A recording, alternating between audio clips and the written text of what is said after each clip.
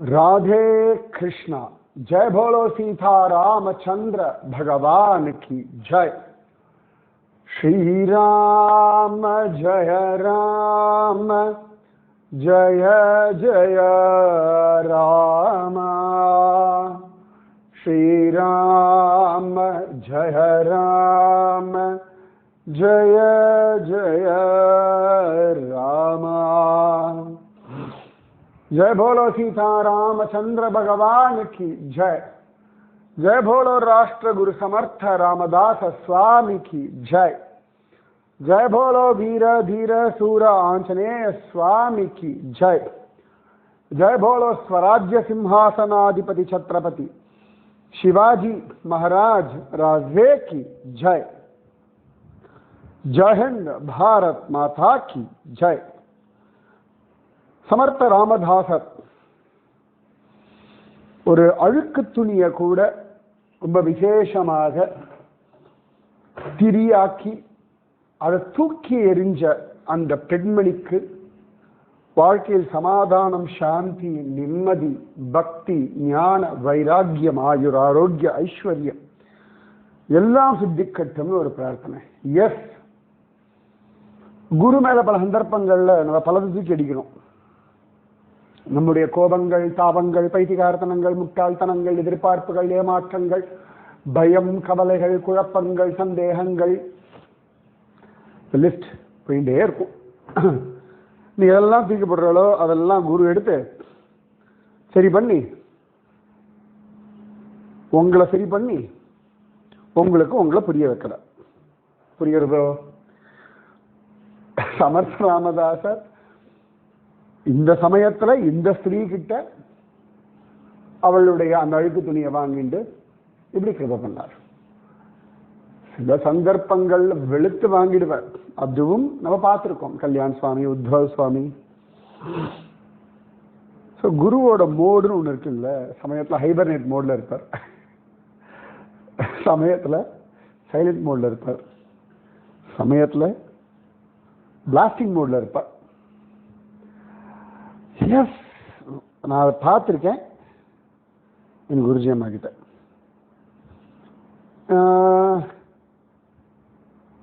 Of course Guruji அம்மா training தான் எனக்கு. அவ்வளோதான். இது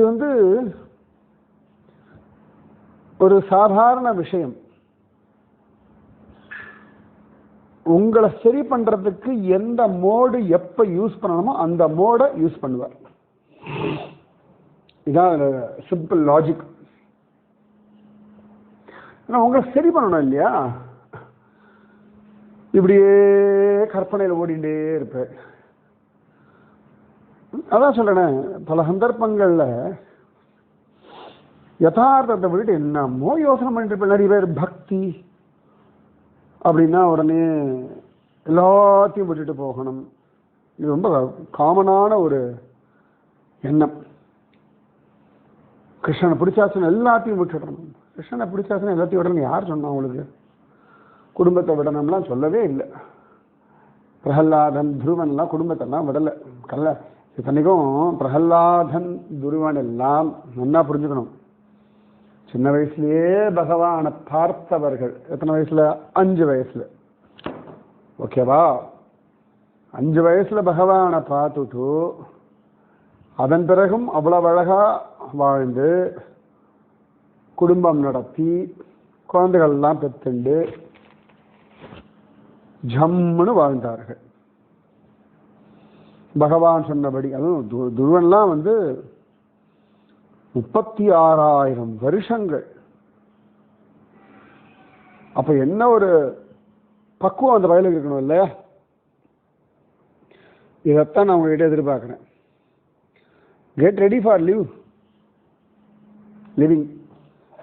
ஒரு 36 வருஷம் வாழறதுக்கு ஏற்ற மாதிரி வாழ்க்கை அமைச்சுக்கோங்களேன். யார் வேண்டாம்னா 36,000 வருஷம் வாழ்வதற்கு நீங்க தயாரானா 100 வயசுல ஒரு விஷயமா?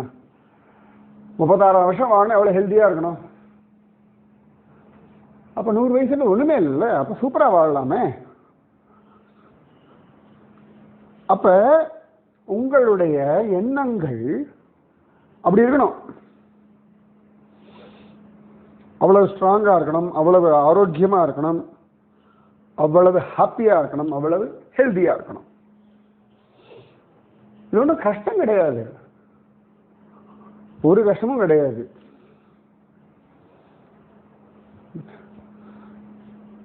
நீங்க ஒன்று நினைப்பு, மாமியாரோ மாமனாரோ வேற ஒன்று சொல்லுவார், கணவர் ஒன்று சொல்லுவார், மனைவி ஒன்று சொல்லுவார். எஸ், அவரவர்கள் அவரவர்களுடைய எண்ணங்களை வெளிப்படுத்துவதற்கும் சொல்றதுக்கும் உரிமை உண்டு. உங்களை யாரோ சொல்ல வேண்டாம்னு சொன்னாலா? அதனால யார் யார்கிட்ட உங்களுக்கு என்னென்ன வேணும் அவ்வளவுதான், அந்த இடத்துல நின்றுக்கோங்க. நம்ம ஜடபரதர் இருக்காருல்ல, இன்னும் இருக்கார் அவர் யாரையும் திருத்துறது அப்படின்ற அந்த மோடுக்கு போவே இல்லை. சரி, நாம வந்தோம், நாம அழகா வாழணும், நாம சரியா வாழணும். நீங்களும் ஓகே, நான் சரியா வாழணும், என் கணவனோட ஒழுங்கா வாழணும், என் மனைவியோட நன்னா வாழணும், என் பிள்ளைகளோட நன்னா வாழணும், என் குடும்பத்தோட நன்னா வாழணும். இவ்வளவுதான். நான் திரும்பி திரும்பி சொல்றேன், ரொம்ப சின்னது உங்களுடைய தேவைகள் எல்லாமே. புரியுதா? அதை எப்படி நடத்திக்கலான்னு பாருங்க. அதற்கான வழிமுறைகள் கோடி கோடி உண்டு இங்க. புரியுறதா? கண்டுபிடிங்கோ. இந்த மெத்தட்னா இன்னொரு மெத்தட், அந்த மெத்தட்னா இன்னொரு மெத்தட். அவர் என்கிட்ட ஒன்றும் ஒழுங்கா சொல்றதில்ல, அவர் மட்டும் எதிர்பார்க்கிறார், நான் எதிர்பார்க்க. நிறைய பேர் உட்காந்து ஆர்கியூ பண்ணிட்டு இருப்பார். நான் திரும்பவும் சொல்றேன், உங்களுக்கான வாழ்க்கை இது. இந்த வாழ்க்கையில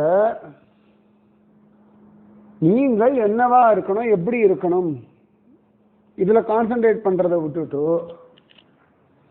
அது எல்லாத்தையும் கான்சென்ட்ரேட் பண்ணா என்ன பண்ண முடியும்? உங்கள் கவனம் உங்கள் வாழ்க்கையின் ஆனந்தம். சரி, அம்மாவோட ஆனந்தமா இருக்கணும், அப்பாவோட ஆனந்தமா இருக்கணும், தம்பியோட அவ்வளவுதான். அவங்க நான் ஆனந்தமா இருக்கணும்னு நினைக்கிறேன், அவர்கள் ஆனந்தமா இருக்க விட மாட்டேங்கிறா, அவர்களுக்கு புரிய மாட்டேங்கிறது. திருப்பி திருப்பி எல்லாரும் ஒரே பல்லவி பாடுறது. யாரும் என்ன புரிஞ்சுக்கல, யாரும் என்ன மதிக்கல.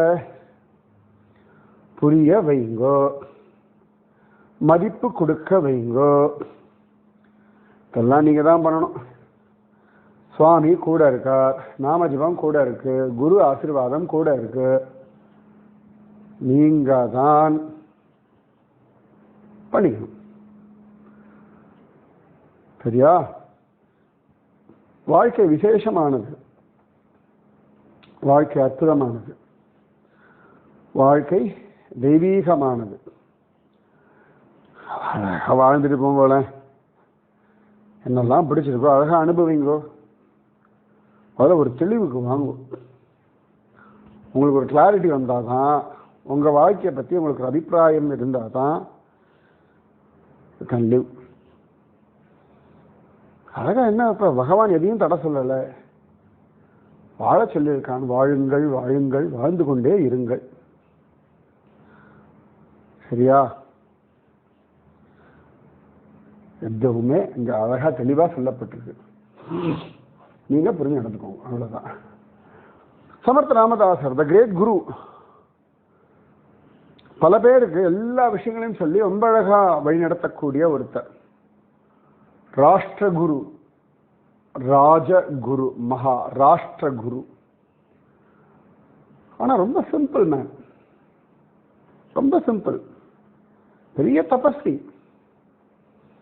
ஆனா அதை வச்சு இந்த இடத்துல ஒரு டிமாண்ட்ஸ் எல்லாம் கிடையாது. சிஷ்யால தப்பா இருந்தா சரி பண்ணுவார், அவ்வளவுதான் வழியே.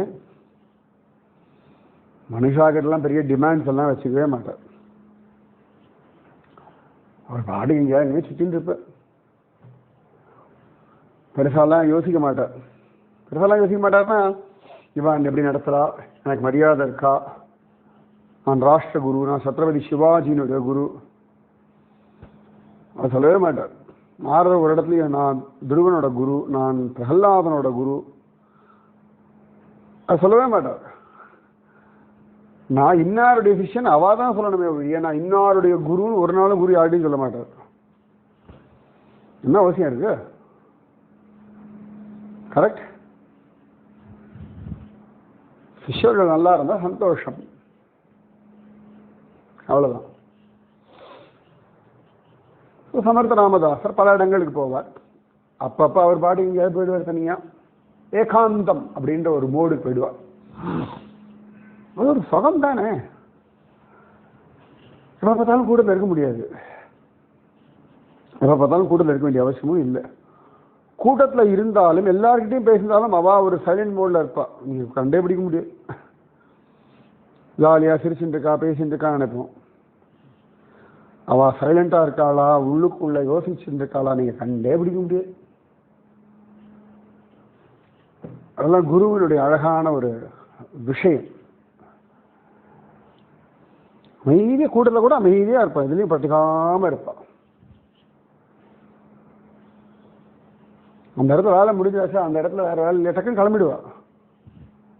அதுக்கு மேலெல்லாம் அந்த இடத்துல ஒரு பற்றுதலே இருக்காது. அது நிறைய குருமார்கள்கிட்ட நான் ரொம்ப அழகாக பார்த்தேன். சமர்த்த ராமதாசெல்லாம் அவள் சொல்ல வேண்டிய சொல்லியாச்சா, பண்ண வேண்டியதை பண்ணியாச்சா, கிளம்பி போயிட்டே இருப்பார். யாருக்கும் ஒன்றும் புரியாது, ஏன் கிளம்பினார் எது கிளம்பினார். அந்த இடத்துல அவள் பண்ண வேண்டியது பண்ணியாச்சு. நீ அடுத்த இடம், அடுத்த சிஷ்யா, அவளுக்கு என்ன உண்டோ அதை பண்ணணும், அடுத்த தேசத்துக்கு என்ன உண்டோ அதை பண்ணணும், அவ்வளோதான். அடுத்து அடுத்து அடுத்து அடுத்து அடுத்து அடுத்து அவ்வளோதான் பண்ணிட்டு போயிட்டே இருக்கணும். திருப்பி திருப்பி உழைப்பின்னு இருக்கப்படாதுல்ல. ஒரு சந்தர்ப்பத்தில் சமர்த்த ராமதாசர் இப்படி போயிட்டு இருக்கார், எங்கேயோ போகிறார். அவர் பாட்டுக்கு நாமஜபம் பண்ணுவார், அவர் பாட்டுக்கு போவார். எங்கேயாவது பசிச்சதுன்னா யார்கிட்டயா போய் கேட்பார், பசிக்கிறது எதாவது கொடுன்னு கேட்பார். எந்த இடத்துலையும் தன்னுடைய பெரிய சக்தி எல்லாம் உபயோகப்படுத்தவே மாட்டார். அதுக்கு ஏதாவது சாப்பாடு வேணுமா சாப்பிடணும், அவ்வளோதான். பகவான் எனக்கு தானாக எல்லாத்தையும் ஏற்பாடு பண்ணணும், நான் அவ்வளோ நாமஜபம் பண்ணுறேன், அவ்வளோ ஸ்ரத்தையோடு இருக்கேன், இதெல்லாம் குருமார்கள்லாம் அதுக்கெல்லாம் பெருசாக விலை கொடுக்கறதே இல்லை. இதுக்கெல்லாம் போய் எதுக்கு சாமி போய் டிஸ்டர்ப் பண்ணணும், அவ்வளோதான். போய் 4 பேர்ட்ட கேட்கறது, பசிக்கிறது தான் கொடுக்க போகிறா, கொடுக்கல இன்னொருத்த கேட்க போகிறது, இவ்வளோதானே. என் தவம் கெட்டு போயிடும், அதெல்லாம் கிடையாது. என்ன கொடுக்காலும் சாப்பிட்டு போவார். இதுதான் வேணும்னா ரெண்டு சமயத்தில் இது வேண்டாமான்றவர், அவ்வளோதான். ரொம்பலாம் யோசிக்கக்கூடாது லைஃப்பில், சில விஷயங்கள் தான் யோசிக்கணும்.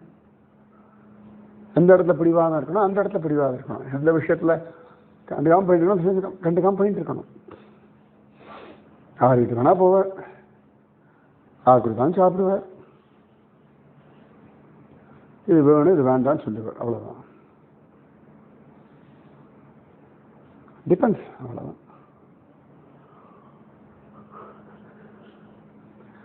ஒரு சிலர் எங்கபடி எங்கேயோ போகிறார் சுற்றுறார்,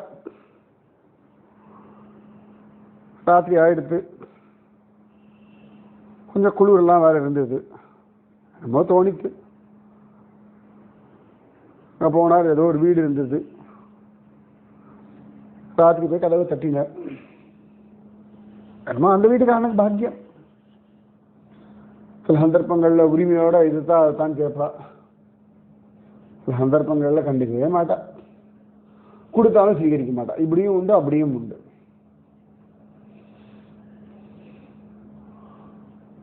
அழகா போய் கதவை தட்டுற ராத்திரி. நல்ல வீட்டினுடைய எஜமானன் குடும்பத் தலைவன் வெளில வரான்.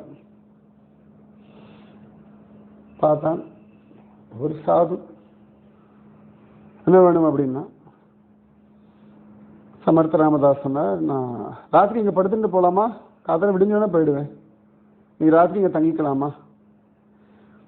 அப்படி முதலாழ்வார்கள் சொல்கிறா இல்லையா. அப்போ ஓ தங்கலாமே அப்படின்னு சொல்லிட்டு சொல்கிறா. அவங்க படுத்துக்கோங்கன்னு சொல்லிட்டு ஒரு இடத்த காட்டிட்டு அவன் போய் படுத்துட்டான். இவர் ஒரு உண்மத்த நிலை, நல்ல ஒரு பக்தி பரவச நிலையில் இருக்கார். அப்போ அவர் பாட்டுக்கு நல்லா கத்தி கத்தி கத்தி கத்தி கத்தி பஜனை பாடுறா. ஸ்ரீராம ஜெய ராம ஜய ஜய ராமா,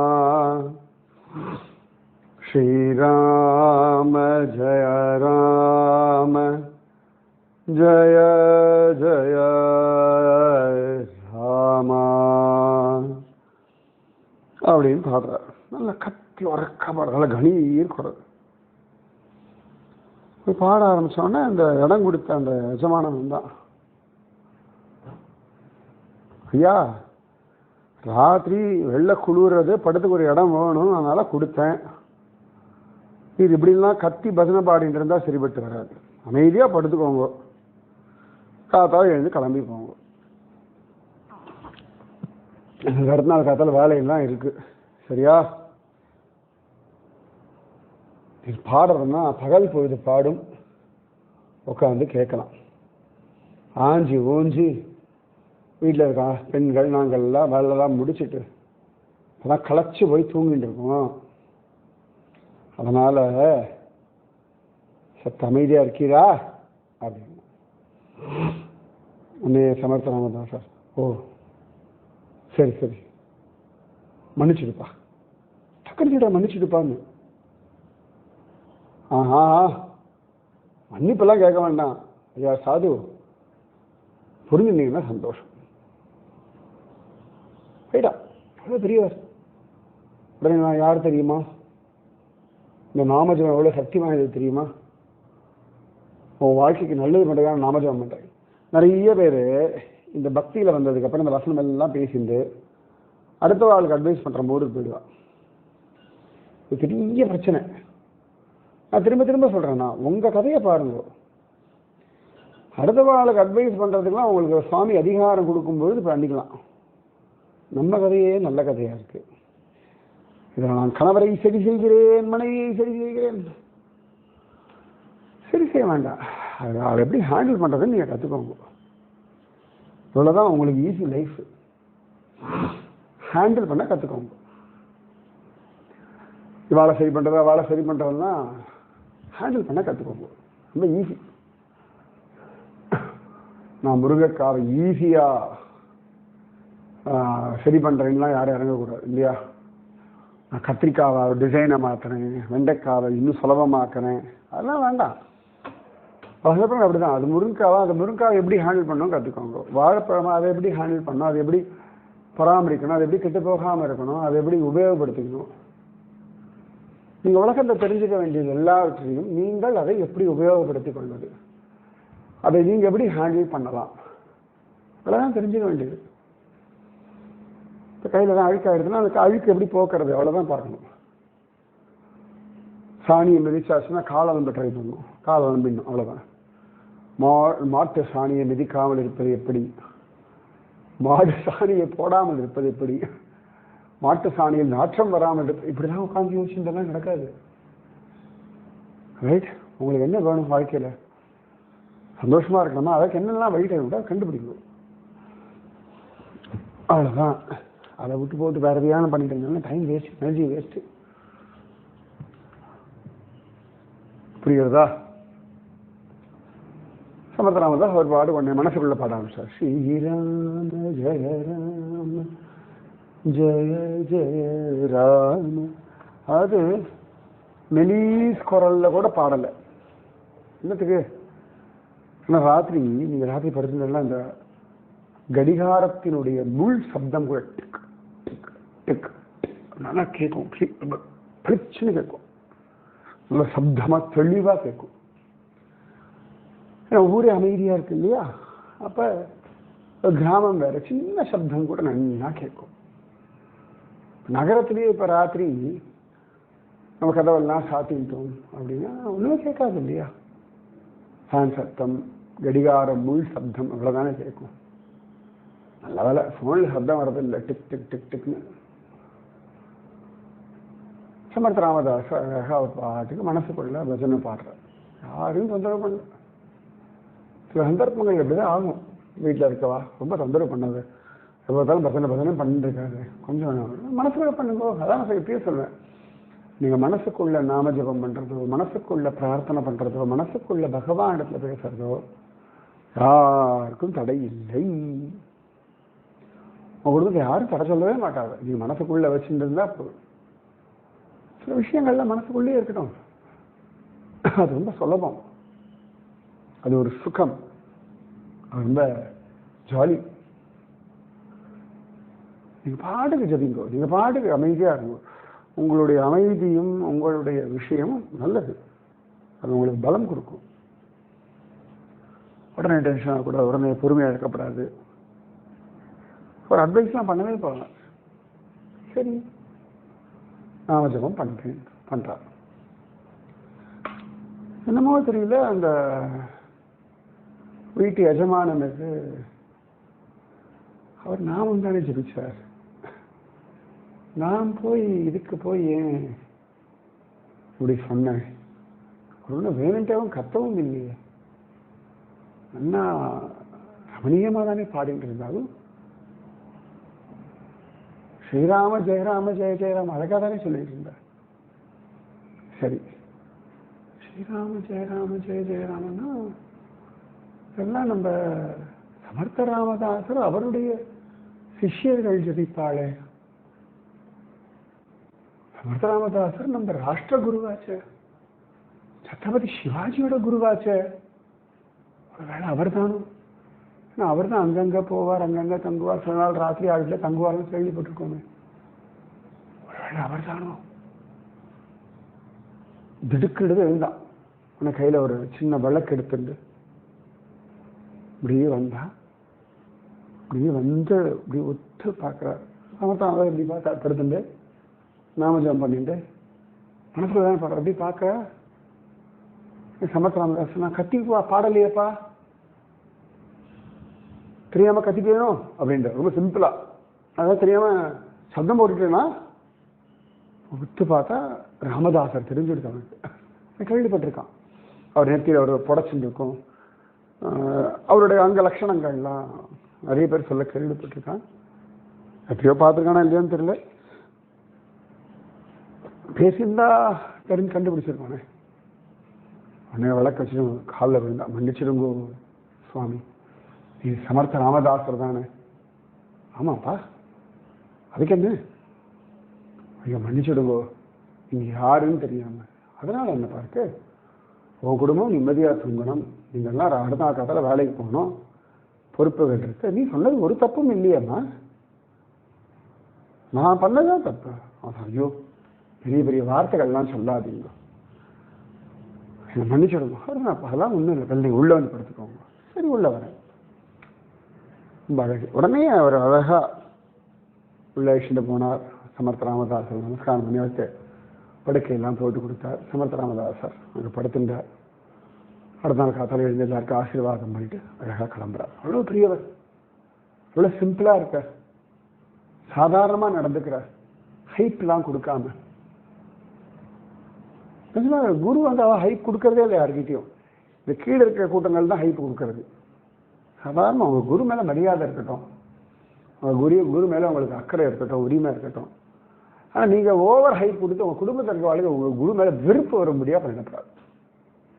புரிகிறதோ? ராதே கிருஷ்ணா. ஸ்ரீராம ஜய ராம ஜய ஜய ராம, ஸ்ரீராம ஜய ராம ஜய ஜய ராம. जय भोलो सीता रामचंद्र भगवान की जय.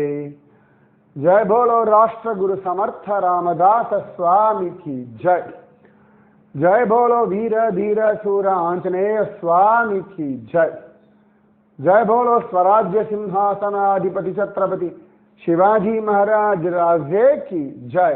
जय हिंद, பாரத் மாதா கி ஜெய்.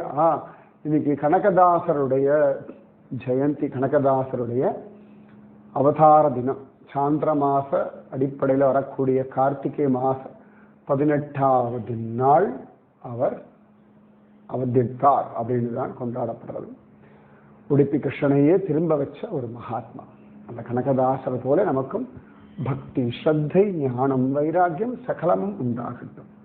ராதே कृष्णा जय बोलो उडुपी कृष्ण भगवान की जय राधे कृष्णा।